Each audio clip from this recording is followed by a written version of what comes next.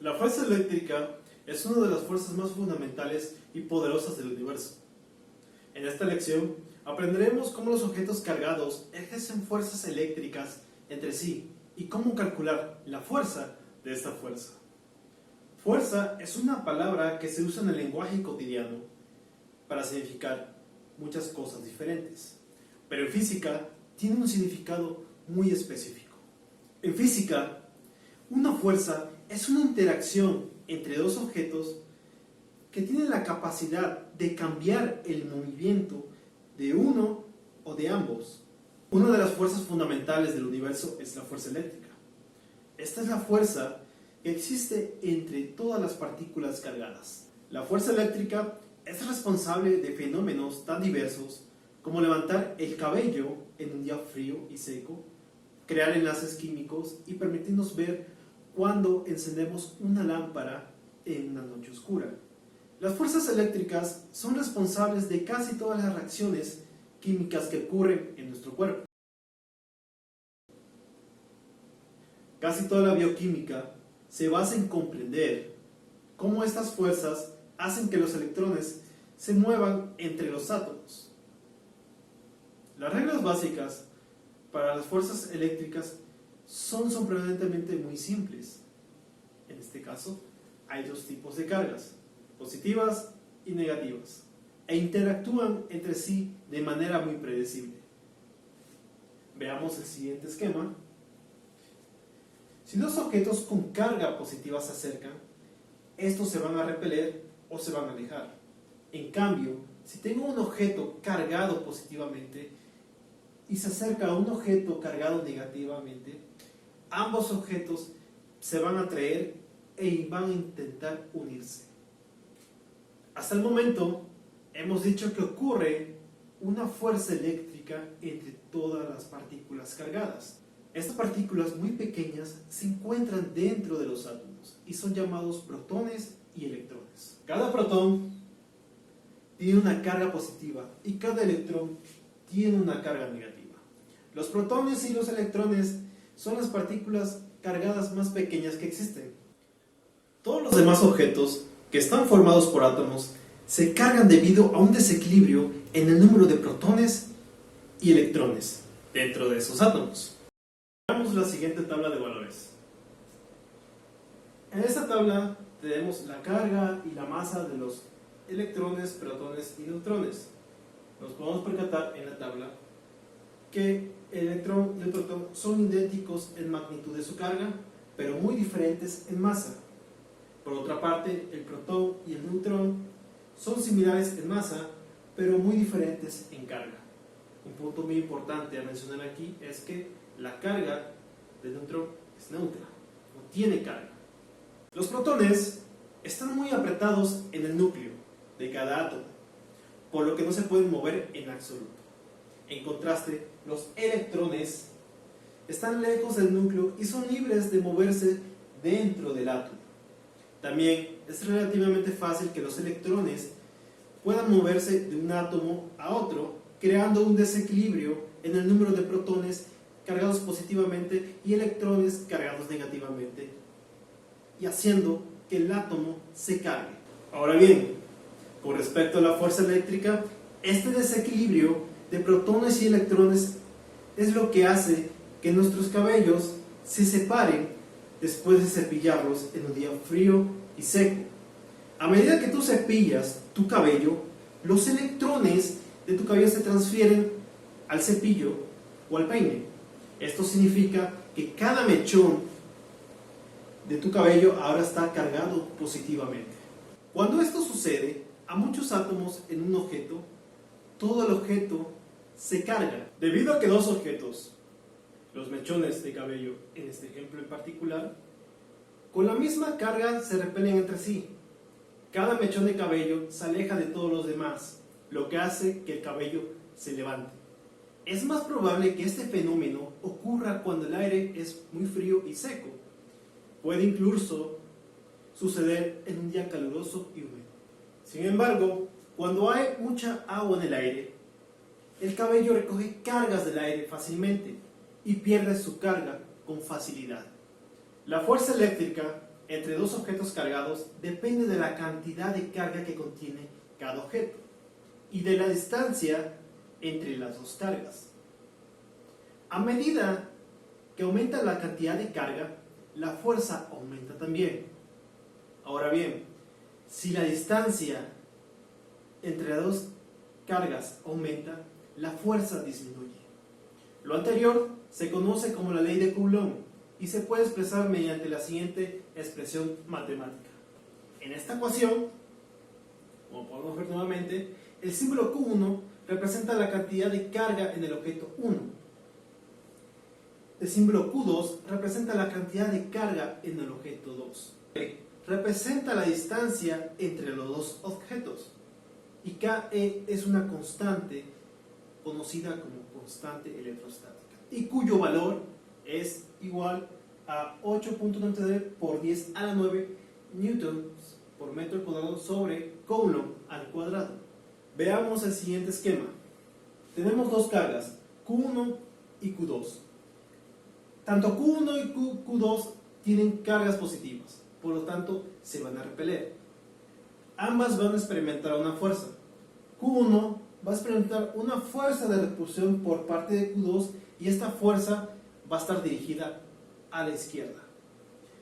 En cambio, si yo me sitúo en Q2, esta va a sentir una fuerza de repulsión por parte de Q1 y la fuerza va a estar dirigida hacia la derecha. ¿Qué pasa ahora si yo cambio la carga de Q2? Digamos que ahora Q2 es negativa. En este caso, va a haber una fuerza de atracción de ambas cargas. Es decir, si yo me sitúo en el Q1, la dirección de la fuerza ahora va a estar dada hacia la derecha, es decir, la fuerza de atracción que siente Q1 con respecto a Q2. Si ahora yo me ubico en la carga Q2, esta va a sentir una fuerza de atracción hacia Q1 y la dirección de la fuerza va a estar dada hacia la izquierda. Algo muy importante que debo señalar aquí es que si yo me sitúo tanto en Q1 como en Q2, ambas van a experimentar una magnitud de fuerzas que va a ser igual. Sin embargo, la dirección de las fuerzas en cada una va a ser diferente, como lo podemos ver en el gráfico. Una fuerza va a ir a la derecha y una fuerza va a ir hacia la izquierda, en sentido opuesto. Una vez que nos hemos introducido a la expresión matemática para calcular la fuerza electrostática, es hora de ver un ejemplo.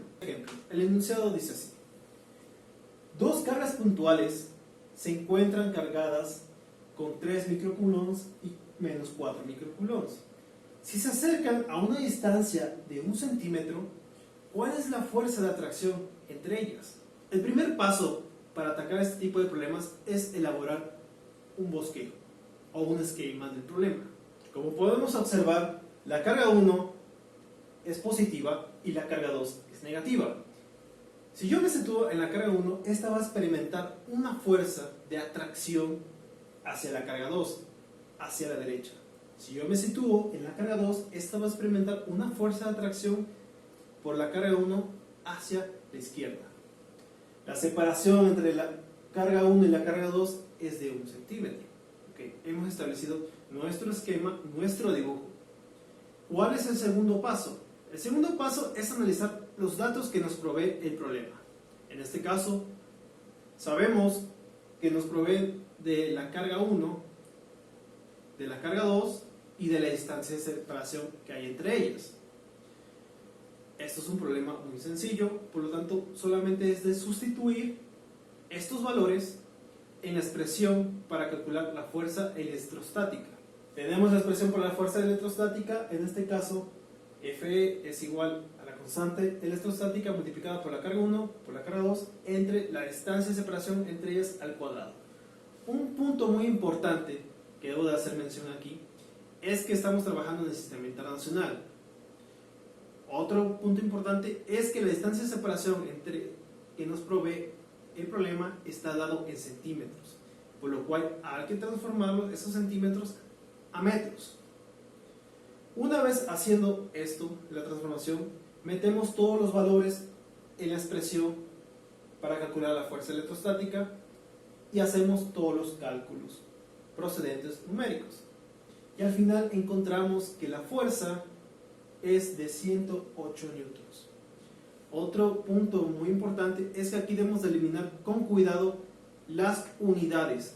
Recuerda que la fuerza está dada en términos de newtons. Veamos ahora un problema más complejo que el ejemplo que vimos anteriormente.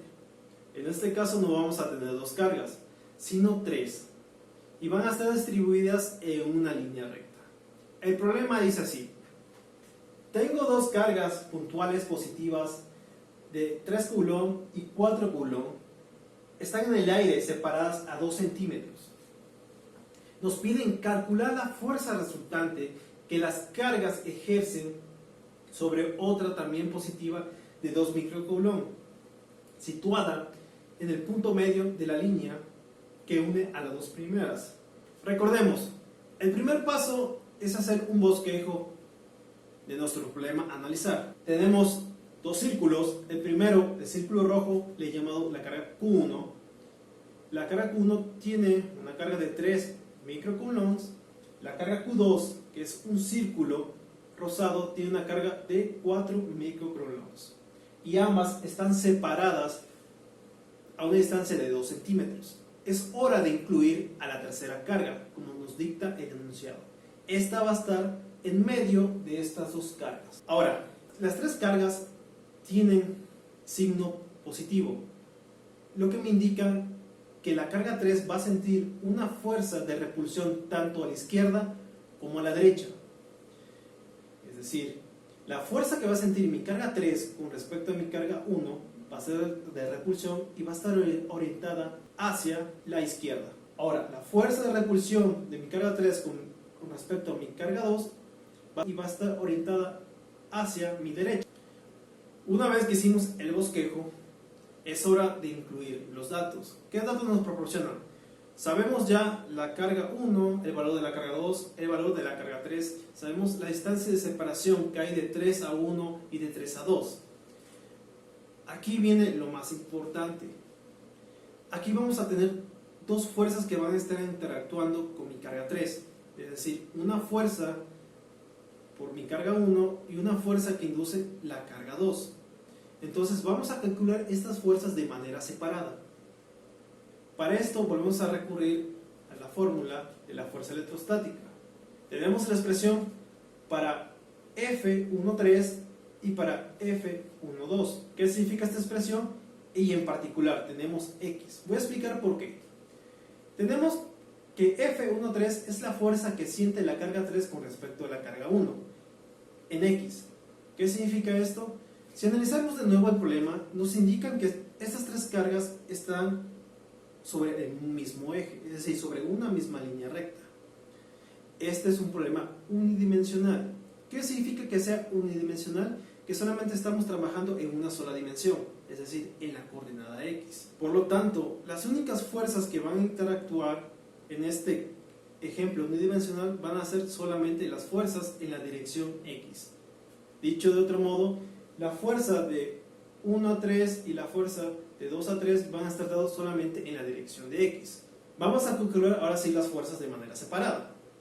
Calculando la fuerza que siente 3 con respecto a 1, metiendo todos los valores. Ojo, y muy importante, recuerda que estamos trabajando en el sistema internacional y nos están prohibiendo que la distancia de separación esté en centímetros. Antes de meter todos los datos a la fórmula, debes de transformar los centímetros a metros. Una vez que los has hecho, puedes sustituir esto en la fórmula y proceder con los cálculos para obtener la fuerza. En este caso, la fuerza que siente la partícula 3 con respecto a la partícula 1 es de 540 newtons. De igual manera, procedemos para calcular la fuerza que siente la partícula 3 con respecto a la partícula 2 y lo que vamos a obtener es una fuerza de 520 newtons. Importante, ingeniero, las fuerzas en el sistema internacional siempre va a estar en unidades de newton. Siempre recuerda eso, es muy importante.